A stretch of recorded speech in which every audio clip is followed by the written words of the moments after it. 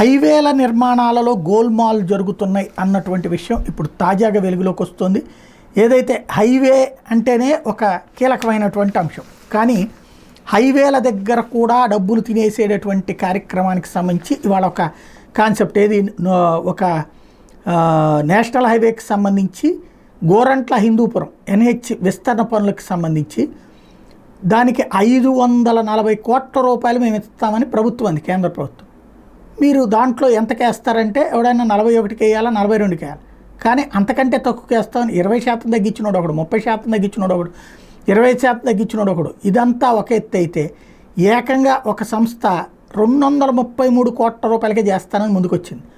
తెలంగాణ సరిహద్దులో జీలు మిల్లి నుంచి పోలవరం వరకు ఉన్న జాతీయ రహదారి 365BB విస్తరణ పటిష్ట పనులకు 250 కోట్ల అంచనా విలువతో కొంతకాలం కింద టెండర్లు పిలిస్తే అందులో బెకమ్ ఇన్ఫ్రా అనే గుత్తేదారు సంస్థ అంచనా కంటే 40.3% తక్కువ కోట్ చేసి బిడ్డ దక్కించుకుంది. రాష్ట్రంలో జాతీయ రహదారుల ప్రాజెక్టులు ఇది అత్యధిక లెస్ అని అంతా భావిస్తున్నారు. దీనికి మించి ఇప్పుడు గోరంట్ల హిందూపురం ఎన్హెచ్ ప్రాజెక్ట్ 43.2% తక్కువతో కొత్త రికార్డు సృష్టించింది. ఎన్హెచ్ అధికారులు వేసిన అంచనా విలువ కంటే అతి తక్కువ మొత్తానికే పనులు చేస్తామని గుత్తేదారు సంస్థలు బిడ్లు దక్కించుకోవడంతో అవి ఆ ప్రాజెక్టులు ఎలా పూర్తి చేయగలవు, వాటికి ఎలా గిట్టుబాటు అవుతుందనే ప్రశ్నలు తలెత్తున్నాయి.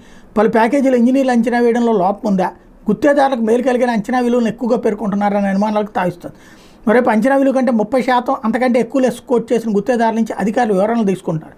ఆ గుత్తేదారు సంస్థ ఇంకా ఎక్కడెక్కడ పనులు చేస్తుంది, వాటి విలువ, సంస్థ ఆర్థిక పరిస్థితి, నిర్మాణానికి అవసరమైన సామాగ్రి అందుబాటులో ఉందా వంటి అంశాల మీద ఆడిటర్ల ద్వారా వివరణ తీసుకుంటున్నారు. వీటి మీద సంతృప్తి చెందితేనే LOI జారీ చేసి ఒప్పందం చేసుకుంటున్నట్టు అధికారులు చెప్తున్నారు. పలు గుత్తేదారు సంస్థల వద్ద ఉన్న భారీ మిషనరీని ఖాళీగా ఉంచకుండా క్రషర్లు మూసేయకుండా చూసేందుకు ఇలా పోటీపడి బిడ్లు వేస్తున్నట్టు కూడా అనుమానిస్తున్నారు.